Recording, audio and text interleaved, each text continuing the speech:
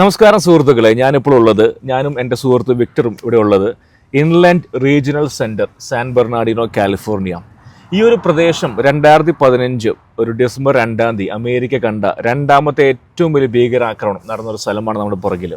ഒരു യുവാവ് എങ്ങനെയായിരിക്കും മത തീവ്രവാദ ചിന്തകളുമായി റാഡിക്കലൈസ്ഡ് ആയ ഒരു യുവാവ് ഒരു വട്ടം നിർഭയരായ സ്വന്തം കോവർക്കേഴ്സിന് എങ്ങനെ കുരുതി കൊടുത്തു എന്ന് തെളിയിച്ച ഒരു എക്സാമ്പിളാണ് എൻ്റെ പുറകിൽ കാണുന്നത്. മിസ്റ്റർ വിക്ടർ, താങ്കൾ ഈ നിവാസിയാണ്. താങ്കൾ ഏകദേശം ഈ ഒരു സിറ്റുവേഷൻ അല്ലെങ്കിൽ ഈ ഒരു ആക്രമണത്തെ ഒരുപക്ഷെ നേരിട്ടല്ലെങ്കിൽ പോലും അടുത്തുനിന്ന് കണ്ട ഒരു വ്യക്തിയാണ്. എങ്ങനെയാണ് ഈ സംഭവം അൺഫോൾഡ് ആയത്? എവിടുന്നായിരുന്നു തുടക്കം? അല്ലെങ്കിൽ ഈ ഒരു നീക്കത്തിലേക്ക് ഈ പറയുന്ന സയ്യിദ് ഫറൂഖ് എന്ന് പറയുന്ന ഇവിടെ ഇൻസ്പെക്ടറായി വർക്ക് ചെയ്തിരുന്ന യുവാവിനെ ഇതിലേക്ക് നയിച്ച കാരണങ്ങൾ എന്തൊക്കെയായിരിക്കാം നിങ്ങളുടെ അറിവിൽ? ഇതിൻ്റെ വാസ്തവം എന്ന് പറഞ്ഞത്, ഞാൻ കഴിഞ്ഞ ഒരു 13-14 വർഷത്തോളായിട്ട് ഈ പ്രദേശത്ത് ജീവിക്കുന്ന ഒരാളാണ്. ഇതുമായിട്ട് വളരെ അടുത്ത് ബന്ധപ്പെട്ടതാണ്. നിങ്ങൾക്ക് കാണാം, ഞാനൊരു ലോ എൻഫോഴ്സ്മെന്റ് ഓഫീസർ ആയിരുന്നു. നിങ്ങൾക്ക് കാണാവുന്നത് പോലെ ഈ റോഡ് അടച്ചിട്ടിരിക്കുകയാണ്. സാധാരണ അമേരിക്കയിൽ ഒരു പാർക്കിംഗ് ലോട്ട് ഇങ്ങനെ തടഞ്ഞു വെക്കില്ല. നിങ്ങൾക്ക് ഉള്ളിൽ പോയി വണ്ടി തിരിച്ചു പോകാനൊക്കെ ഉള്ള ഒരു സൗകര്യം നൽകും. ഇത് തടഞ്ഞു വെച്ചിരിക്കുകയാണ്. ആക്രമണത്തിന് ശേഷമുള്ള ഒരു സംഭവമാണ്. ഇവിടെയാണ് അമേരിക്കയിലെ താങ്കളിപ്പോ സൂചിപ്പിച്ച പോലെ രണ്ടാമത്തെ അമേരിക്കയിലെ 9/11 ശേഷമുള്ള ഏറ്റവും വലിയ ആക്രമണം നടന്നത്. തീർച്ചയായിട്ടും. അപ്പൊ ഇതിലേക്ക് ആ വ്യക്തി ഇവിടെ അമേരിക്കയിൽ ജനിച്ചു വളർന്ന വ്യക്തിയാണ് നമ്മുടെ അറിവിൽ, അല്ലേ? അദ്ദേഹം എൻ്റെ അറിവിൽ കോളേജ് പഠനം പൂർത്തിയാക്കിയില്ല. ദെൻ കോളേജ് പഠനത്തിന് ശേഷം ഇവിടെ കയറുന്നു വരെ 4 വർഷത്തെ ഗ്യാപ്പ് ഉണ്ടായിരുന്നു എന്ന് പറയുന്നത്. 2007 മുതൽ 11 വരെ ആ 4 വർഷം ഗ്യാപ്പിൽ അദ്ദേഹം that's where he become radicalised. അതെന്തുകൊണ്ടായിരിക്കും? കാരണം അമേരിക്കൻ യൂത്തിന് ആ സമയത്ത് അമേരിക്ക ഇറാഖ് വാർ നടക്കുന്നു, ഐസിസിന്റെ ഒരു ഉദയം നടക്കുന്ന സമയമാണ്. ആ സമയത്തൊക്കെ എങ്ങനെയായിരിക്കാം ഒരു പക്ഷേ ഇത് ചെയ്യാൻ കാരണം? ഈ താങ്കൾ സൂചിപ്പിച്ച പോലെ അദ്ദേഹം ഇവിടെ ജനിച്ചു വളർന്ന ഒരു വ്യക്തിയാണ്. അദ്ദേഹത്തിന് റാഡിക്കൽ ചിന്താഗതി ഉള്ളിലുണ്ടായിരുന്നു. അത് ഇതിനെപ്പറ്റി സെർച്ച് ചെയ്തിരുന്നു. കൂടുതലായിട്ട് സ്പാനിഷ് മാഫിയ നമ്മളൊരു വിഭാഗത്തെ ഒറ്റപ്പെടുത്തി പറയല്ല. മെക്സിക്കോ മാഫിയകള്, ഗാങ്സ്റ്റേഴ്സ്, അതൊക്കെ കാലിഫോർണിയയിൽ ചുറ്റിപ്പറ്റി. ആ കാണുന്ന മലയിലാണ് ഞാൻ ജീവിക്കുന്നത്. വളരെ തൊട്ടടുത്താണ് ഞാൻ ജീവിക്കുന്നത്. അപ്പം റാഡിക്കലൈസേഷൻ അദ്ദേഹത്തിന് അവരുടെ ആരാധനാക്രമങ്ങളിൽ നിന്നും ഒക്കെയാണ് അദ്ദേഹത്തിന് കിട്ടിയിരിക്കുന്നത്. ഇത് പറയുമ്പോൾ പോയിന്റ് വിടാം. ഞാൻ നേരത്തെ പറഞ്ഞു അദ്ദേഹം കോളേജ് ഡ്രോപ്പ് ഔട്ട് ആണ്. അദ്ദേഹത്തിന് ഫാദറായിട്ട് ഈ ലോ എൻഫോഴ്സ്മെന്റ് സംസാരിച്ചപ്പോൾ അവർ പറയുന്നത് ഇവൻ കോളേജ് ഇന്ന് 3-ാം വർഷം പഠനം നിർത്തി. കാരണം ചോദിച്ചപ്പോൾ അവൻ പറഞ്ഞിരുന്നത് അവൻ ടാക്സ് കൊടുക്കുന്ന അല്ലെങ്കിൽ അമേരിക്കൻ ടാക്സ് കൊടുക്കുന്ന പണം കൊണ്ടാണ് ഈ പറയുന്ന ഈ ഐസിസ് അല്ലെങ്കിൽ ഇറാഖ് സമയം വാർ ഫണ്ടഡ് ഫോർ വാർ. അതിന് പ്രതിഷേധമായിട്ടാണ് അവൻ അന്ന് ഈ കോളേജിലെ പഠിത്തം പൂർത്തീകരിക്കാതെ ഇടയ്ക്ക് വെച്ച് ഇറങ്ങിപ്പോകുന്നത്. Then he become watching the ബാഗ്ദാദിന്റെ വീഡിയോസ് കണ്ടിന്യൂസ്ലി വാച്ച് ചെയ്യാണ് അവന്റെ പരിപാടി. അല്ല, ആ ഒരു കാലഘട്ടത്തിൽ അങ്ങനെ തീവ്രവാദം കത്തിപ്പടരുന്ന, പ്രത്യേകിച്ച് അദ്ദേഹം വിവാഹം കഴിക്കുന്നത് 2013 വിവാഹം കഴിക്കുന്നത് പാകിസ്ഥാനിലെ മുൽത്താൻ പ്രദേശങ്ങളിൽ നിന്നും. ആ സമയത്ത് വസീറിസ്ഥാൻ, നോർത്തേൺ പാകിസ്ഥാൻ, അഫ്ഗാനിസ്ഥാനോട് ചേർന്നുള്ള ഭാഗങ്ങളിലൊക്കെ തീവ്രവാദം അതിശക്തമായിട്ട് തന്നെ കത്തിപ്പടർന്നുകൊണ്ടിരിക്കുന്ന ഒരു കാലഘട്ടമായിരുന്നു. അപ്പൊ ഈ പറയുന്ന ഈ സ്റ്റഡീസ് പറയുന്ന അദ്ദേഹം he was looking for a partner to take his religion to next level. അതായത് ഇത് പറയുന്ന ഡേറ്റിംഗ്, ഏതോ ഓൺലൈൻ ഡേറ്റിംഗ് മാട്രിമോണിയൽ പ്രൊഫൈലിൽ അവൻ്റെ ഒരു റിക്വയർമെന്റ് അവൻ പറഞ്ഞിരിക്കുന്നത് എനിക്ക് വേണ്ട മധു, ഇതാണ് അവൻ്റെ ഒരു ഡീറ്റെയിൽസ്. അങ്ങനെയാണ് അവൻ ഈ പറയുന്ന പെൺകുട്ടിയെ കണ്ടെത്തുന്നത്, അല്ലേ?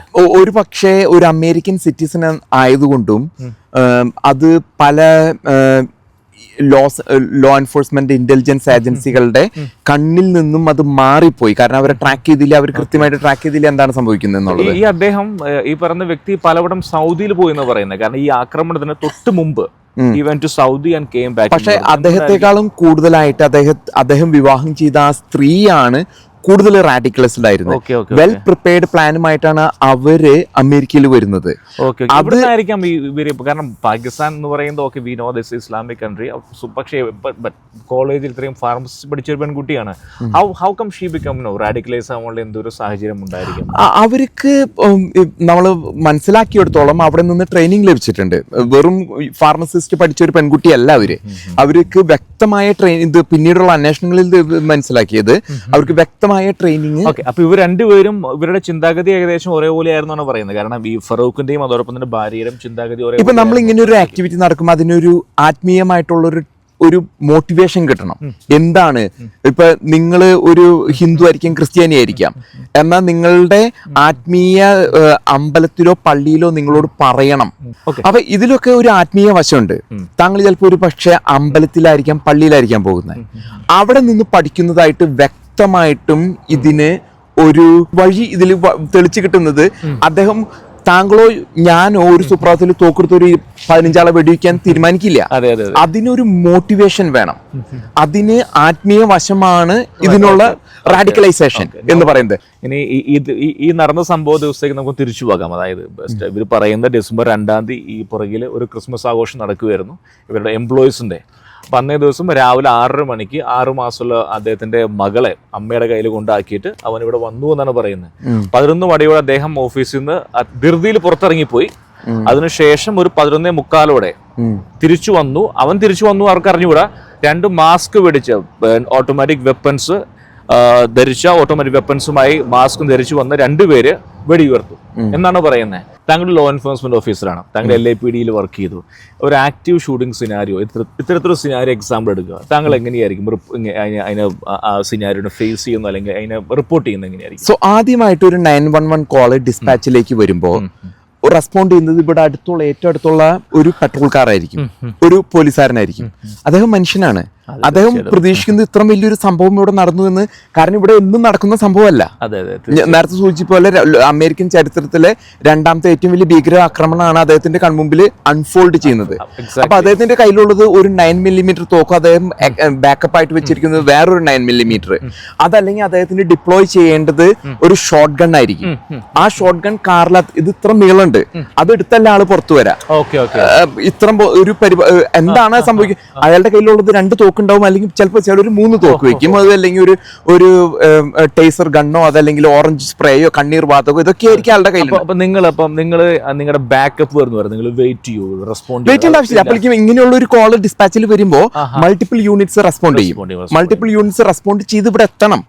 അത് എവിടെയായിരിക്കും അറിയില്ല, ഏറ്റവും അടുത്തുള്ള ഒരു യൂണിറ്റ് ആയിരിക്കും ഏറ്റവും ആദ്യം റെസ്പോണ്ട് ചെയ്യുന്നത്. മിനിമം യൂണിറ്റിന് നിങ്ങൾക്ക് നിർബന്ധമാണ്. ഇങ്ങനെ ഒരു ഷൂട്ടിംഗ് ചോദ്യം ഞാൻ പറയാൻ കാരണം പറയുന്നത്, പല അവസരങ്ങൾ അമേരിക്കയിൽ ഈ സ്കൂൾ ഷൂട്ടിംഗ് നടക്കാറുണ്ട്. അപ്പോൾ പല one of the biggest concerns race എന്ന് പറയുന്നത്, ഇനീഷ്യൽ റെസ്പോണ്ട് ചെയ്യുന്ന ഒരു യൂണിറ്റ് ഉണ്ടാവുമല്ലോ, അവര് ഇതിനെ അസറ്റ് ന്യൂട്രലൈസ് ചെയ്യാൻ ദേ ടേക്കിംഗ് ടൈം. യുവാളുടെ പോലെ ഷൂട്ടിംഗ് കണ്ടിട്ടില്ലേ, അവിടെ ഫസ്റ്റ് വന്ന യൂണിറ്റ് ന്യൂട്രലൈസ് ചെയ്യാൻ വേണ്ടി സമയം എടുത്തു, 40 മിനിറ്റ്. ബാക്കപ്പിന് വേണ്ടിയാണ് നിങ്ങൾ വെയിറ്റ് ചെയ്യുന്നത്. ബാക്കപ്പിന് ഇവിടെ വെയിറ്റിംഗ് ഒന്നും ഉണ്ടായിരുന്നില്ല. ഇവിടെ അവര് ചെന്നു. ഞാൻ നേരത്തെ സൂചിപ്പിച്ചു, പോലീസുകാരനും മനുഷ്യനാണ്. അവന് നോക്കണം എന്താണ് അവന്റെ മുമ്പിൽ അൺഫോൾഡ് ആവുന്നെന്നുള്ളത്. അവരിൽ ഹൈ വെപ്പൺസ് ആണ്. അവന്റെ ഉള്ളിലിരിക്കുന്ന ഗണ്ണ് ഒരു ഷോട്ട് ഗൺ എടുത്തിട്ടാ വരണമെന്നുണ്ടെങ്കിൽ അവനെ ഈ സാധനം ഇവര് ബോഡി വെസ്റ്റ് ഉണ്ടായോന്ന് എനിക്ക് ഉറപ്പ് ഉണ്ടായിരുന്നു. കാരണം ഇവര് വെൽ പ്രിപ്പയർഡ് ആയിരുന്നു. ആ ബോഡി വെസ്റ്റിന് തുളയ്ക്കുന്ന സാധനം അമേരിക്കൻ പോലീസിന്റെ പെട്രോൾ കാറിൽ ഇരിപ്പുണ്ട്. അത് ഒരു ഷോട്ട് ഗൺ ആണ്, ഇത്ര 2 നീളം.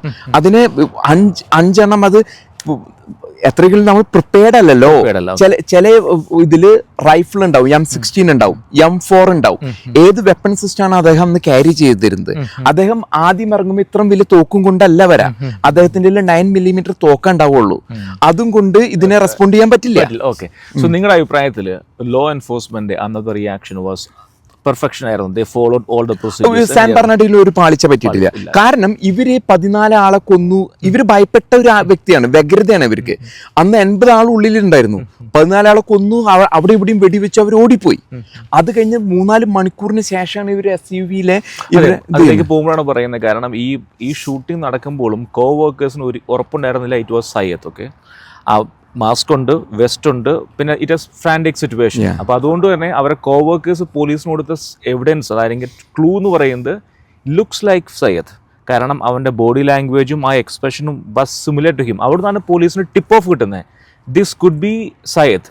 അങ്ങനെ സയ്യദിനെ ആ ഫാദറിനെ വിളിക്കുന്നു, അവനെ വിളിക്കാൻ his phone is not reachable. That's പിന്നെ നെക്സ്റ്റ് ലെവലിലേക്ക് അവർ അലേർട്ട് പോയി. അങ്ങനെയാണ് മനസ്സിലായത് അവന്റെ അപ്പാർട്ട്മെന്റിൽ പോയി.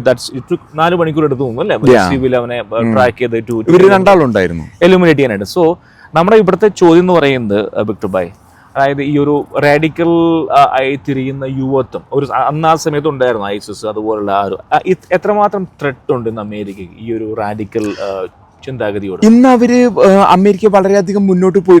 ഈ പറഞ്ഞ ലോൺ വുൾഫ് അറ്റാക്ക് അവരും ഭാര്യയും ഭർത്താവും മാത്രം പ്ലാൻ ചെയ്തിരിക്കുകയാണ്, പുറത്ത് ആരും അറിയുന്നില്ല. തന്നെയല്ല അമേരിക്കൻ സിറ്റിസൺ ആണ് ഒരാള്, ഭാര്യ കല്യാണം കഴിച്ച് ഗ്രീൻ കാർഡ് ഹോൾഡർ ആണ്. അപ്പൊ അവർക്ക് അങ്ങനെ ഒരു സംശയാസ്പദമായ ഒരു അവസരം കിട്ടുന്നില്ല. അങ്ങനെ പുറത്തുനിന്ന് നിങ്ങൾ ഇന്ന സമയത്ത് ഇന്ന മാതിരി അടിക്കണം എന്നുള്ളൊരു ഇതല്ല. ഇവർ രണ്ടാളും വീട്ടിൽ ഇരുന്ന് പ്ലാൻ ചെയ്ത് ഭാര്യയും ഭർത്താവും കൂടി വന്നാണ് ഇത് ചെയ്തിരിക്കുന്നത്. അപ്പൊ അങ്ങനെ ഒരു സാഹചര്യത്തിൽ അത് കണ്ടുപിടിക്കാനായിട്ട് ട്രാക്ക് ചെയ്യാനായിട്ട്, കാരണം ഇവര് റഡാറിലുള്ള ആൾക്കാരല്ല. ഓക്കെ, പക്ഷേ റഡാറുള്ള ആളല്ല എന്ന് പറയുമ്പോൾ you remember that after that FBI ഡയറക്ടറിനെ സെനറ്റ് വിളിച്ചു വരെ ശകാരിച്ചു. Remember that all those details. ഈ പെൺകുട്ടി എന്ന് പറയുന്ന ഒരു wife, she had radical views, she express radical views in social media.